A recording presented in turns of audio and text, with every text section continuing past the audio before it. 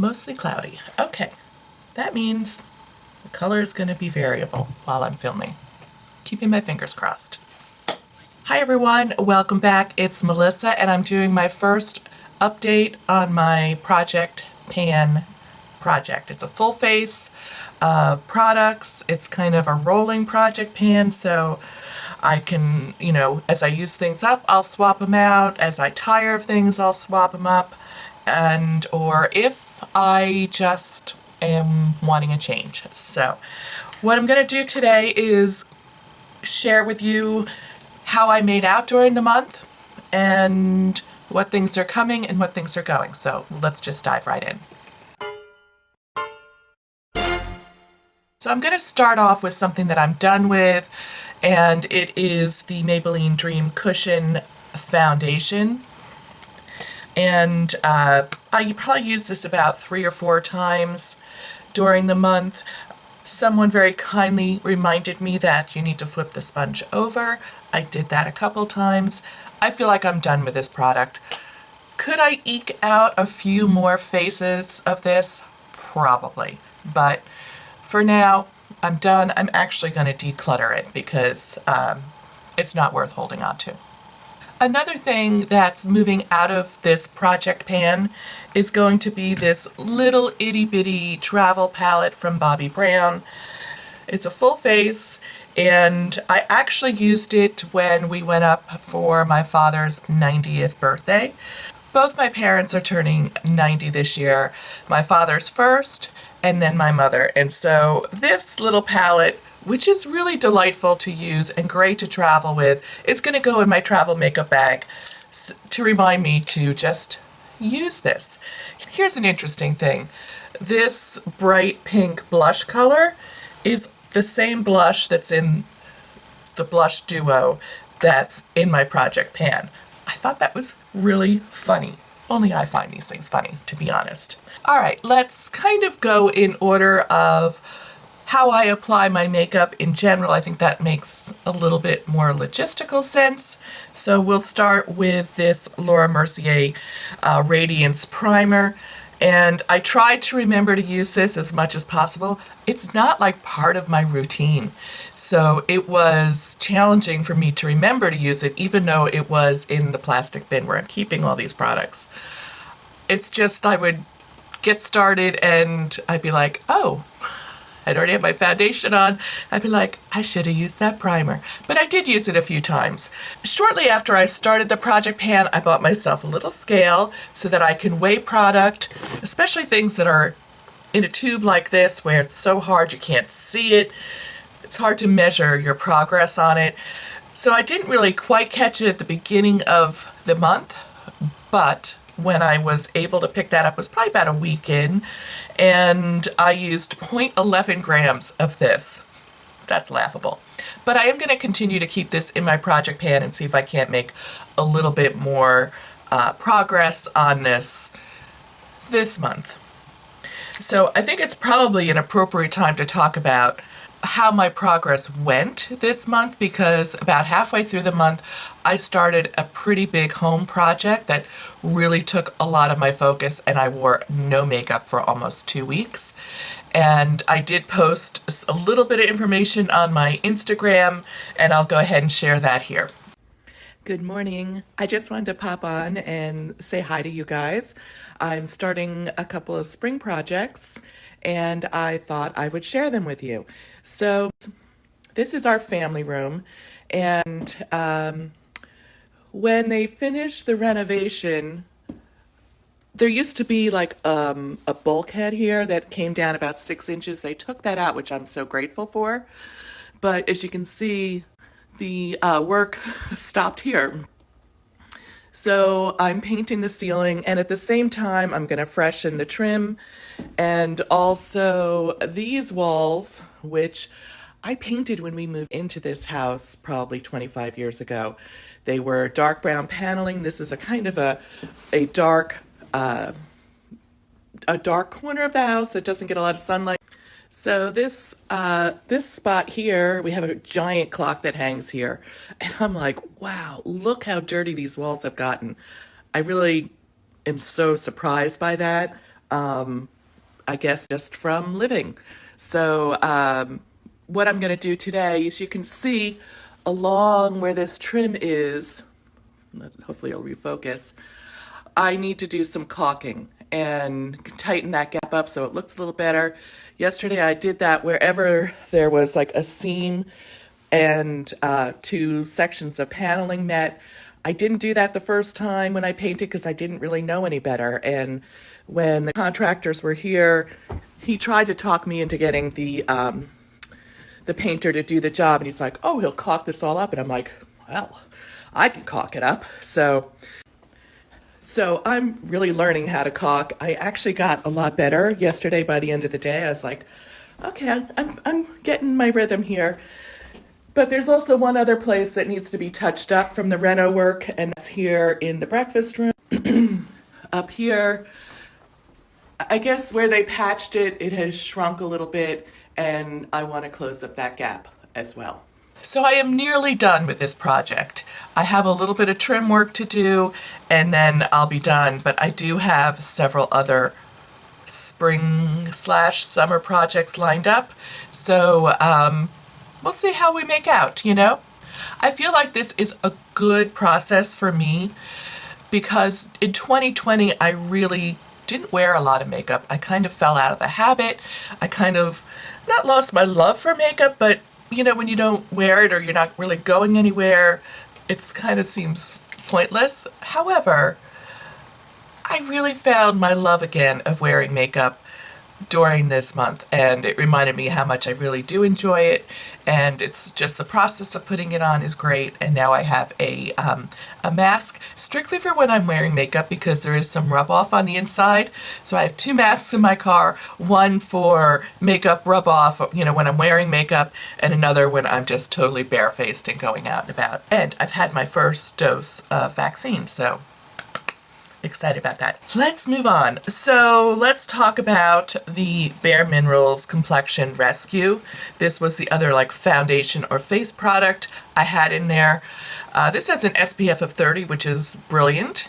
And I used 0.38 grams of this. So I am making progress.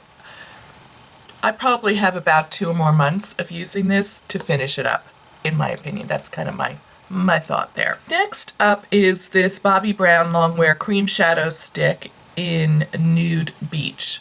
I measured this. You can see I have some little marks there.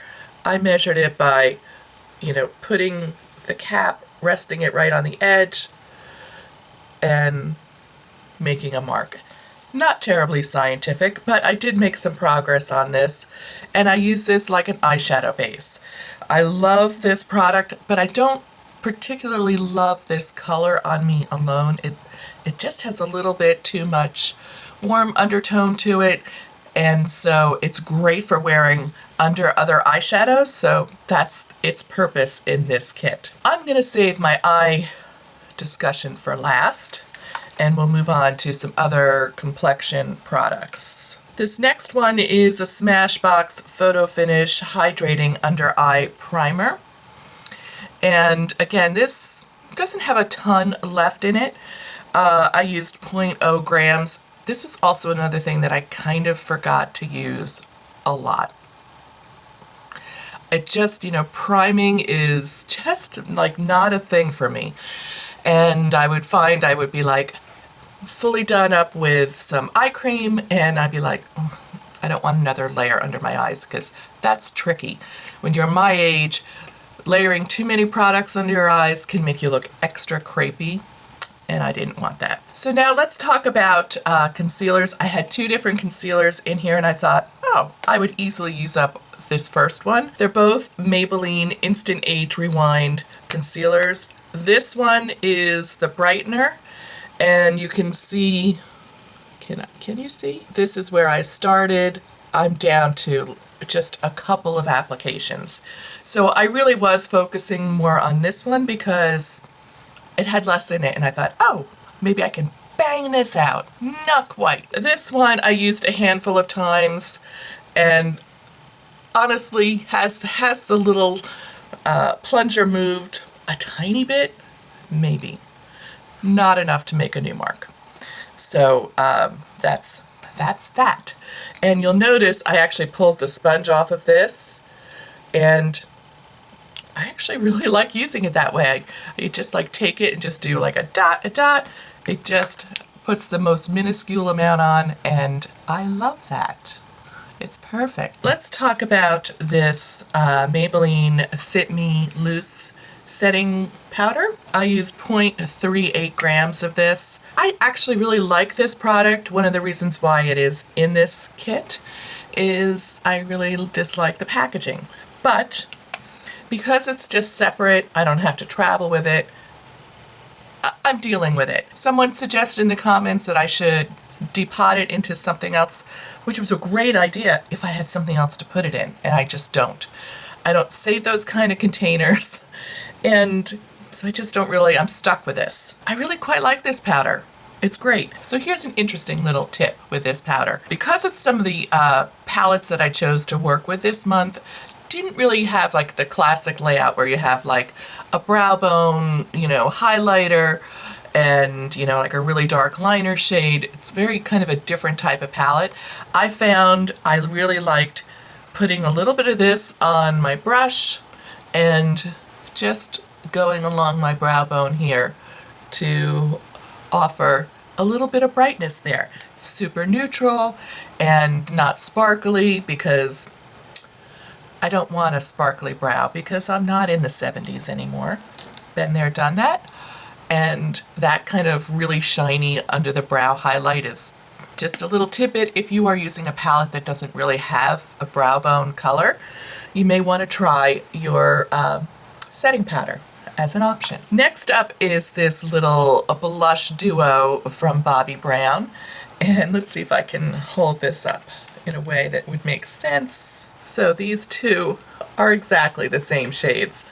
I thought that was hilarious. I just have absolutely thoroughly loved using this blush duo. It's really amazing, and I actually use both of these each time, and I go into this darker shade and give myself a little bit of depth under here instead of using like a bronzer or a contour shade, and this I put more in the front and on top of it to give it a little brightness. I love it. I wish they still sold this duo so you could pick it up if you were interested in. I like it that much. They do still sell this pink shade, but not this darker shade. But I'm sure you could create your own kind of blush duo where you could take a darker shade. You may actually have something right in your collection and use that kind of as a little bit of a contour. I find, especially for my age, that contouring or bronzing ends up looking kind of muddy on me, and I'm not a huge super duper fan of it. I like doing that better. Just a little tip from me to you. I did weigh this. It's appalling how little blush I actually used. 0.04 grams, as best as I can tell, but now I have a real clean starting point for this month. Maybe that'll change. The next up is the highlighter that I used this month, the L'Oreal True Match Lumi Glotion, shade 901. It's, I think, one of their lightest shades. And holy cow, I love this. I just love it. I used it even when I used other blushes, and it just, I think, gives a really lovely shine without any texture, like zero texture. So on this one, I used 0.15 grams. When you think about how little highlighter you use, like I usually just put like a little tiny dollop. Can you even see that there? I put a little tiny dollop on my hand, and I use that to, tap, tap, tap. So it doesn't take much. I really used quite a bit of this, if you actually think about it. Why it's in such a gigantic tube, I don't really know, unless they think people will put this underneath their foundation, which I would never do. I want to talk about this IT Cosmetics Superhero Mascara. I really tried with this one. I tried so hard. I even at one point pulled the wand, an old wand out of a used up mascara to see if I could, maybe it was the wand that I didn't like. Well, this wand does does not fit in there. So I just tried putting some mascara from this one on. It was a thing. It was a whole thing. But it didn't really impact the way this performed. I'm so overusing it. Well, maybe I'll see if Kate wants it. I was going to say I'm going to throw it away, but maybe Kate would use it. It is such a heavy mascara. It's very thick. It's pretty wet. So even though when you first put it on, you look like you're getting some nice curl, by the time it dries, it pulls your lashes down, unless you have really lovely curly lashes. In which case, this would be awesome, because it's real black, it's real thick, it gives you nice, full, thick lashes. So if you have super curly eyelashes, this would be a winner for you. If you're like me, where maybe, you know, one eye is nice and curly and one eye is not, and I can't ever balance them to look the same unless I only curl this side and really do much more mascara on this side to kind of balance the way that looks. And I never got a balanced look using this month. So this is stepping out of the rotation for sure. I also thought maybe if it dried down a little bit, I would like it better, but it doesn't seem to really be drying down at all. The next thing on here is the lipstick I chose, which is from NARS. It's the Dolce Vita lipstick. If you can see, this top mark is where I started. This is where I am. The way I measured it was rolled it all the way up and marked it at like the highest point. So I'm pretty happy with the progress I made with this. It's a great little lipstick. It's very sheer. It works with a lot of different looks. It's super neutral. And I actually put this in the kitchen. This became the kitchen lipstick for the month. So I'm pretty happy with the progress I made. I'm going to continue using this because it is just a really great lipstick for hanging around the house. If you don't want a super bold lip while you're at home, perfect. Next up is this Morphe Continuous Setting Spray. And I actually did pretty good with this. I used up 1.76 grams of product. Who only knows how much is left in here? But I like this. I'm going to continue using this for another month. It doesn't seem to be making me too greasy, because it is a little bit more of like a moisturizing setting spray. One of the things I love about this is the mist is continuous, first of all. So you press it and it just goes, but it's super fine. It's like, oh, it's perfection. It's the nicest little lightweight misting spray all over your face, which is one of the things I love about it. I also had these Peter Thomas Roth under eye patches. And I probably only used these about 4 or 5 times. But I learned something really important about these because I was feeling like they were kind of dry. And so I did a little experiment and I stored them like this. Of course, you want to make sure your lid's on super tight. And I stored them like this, and then the next time I opened them up, they were good and juicy, and I was much happier with them. So if you own these and you're thinking, yeah, they're just okay, they don't feel like they have much product on them, try storing them upside down and see if you don't like them a little bit better. I certainly did. They're still not my favorite eye patch. There are 30 pairs. I have probably used half of them, but this is what the inside looks like. Then I also had this little facial oil from Kiehl's, the Midnight Recovery Concentrate, which I got in a Try Me kit, and I've been using it on my hands at night. The reason, if you didn't watch my first video, it is super, super fragrant, and I just don't like that on my face. So I went ahead and marked it here. That's where I started, and this is where I am now. So I've made good progress. I think I'll be able to finish this in this next upcoming month. I had a lot of eye products in this month, which was probably too many, but I was able to touch all of them at least once. These are the Isla Liquid Powder Chromatic Eye Tint. And, you know, the backstory was I started with this one. I loved it. I ordered these 2 colors, and then I was like, why aren't these working so great? So I really wanted to give them another shot and see, you know, what was it that I was doing differently from this. And I found out that I liked them better when I used them this round, and less is more with these, and you really have to kind of continually tap them into your lid until they totally dry down. And then I found that they lasted better, they didn't crease as much.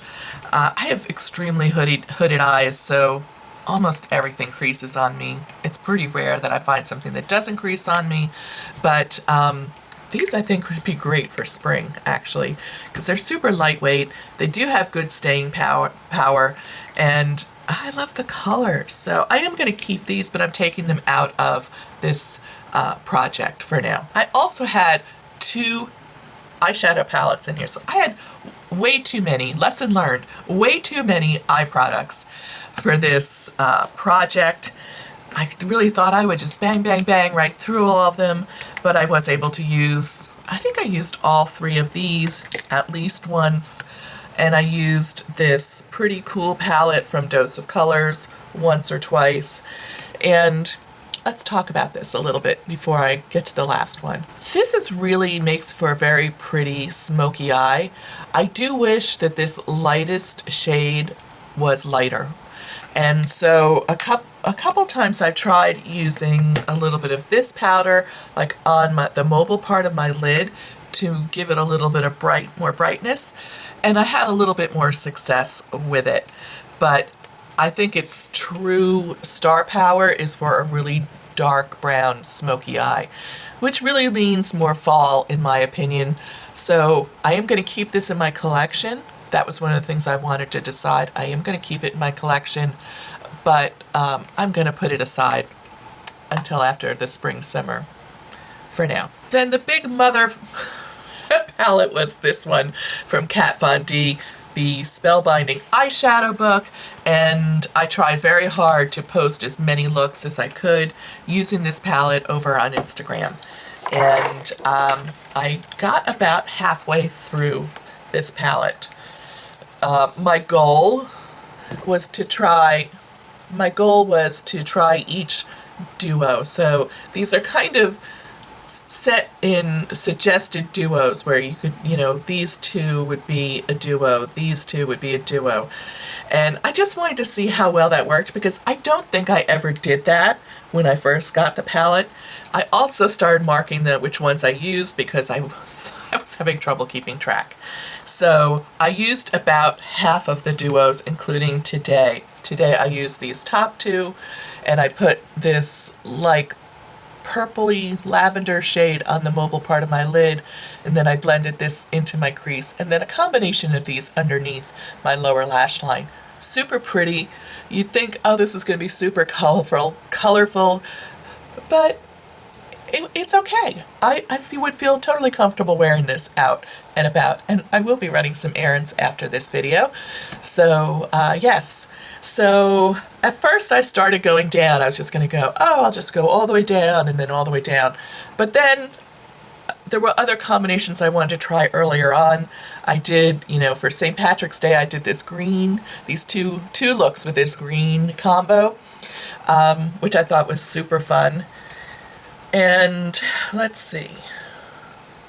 Oh, I did use these 2 in for a video, and I used these two in a video. And what I've been doing is like marking my favorites as I go through, and definitely those 2 were my favorites so far. This kind of like a neutral brownish color with a cream color, and then really loved this. It's like a light pink with like a darker, not really, it's like a tannish maroon color.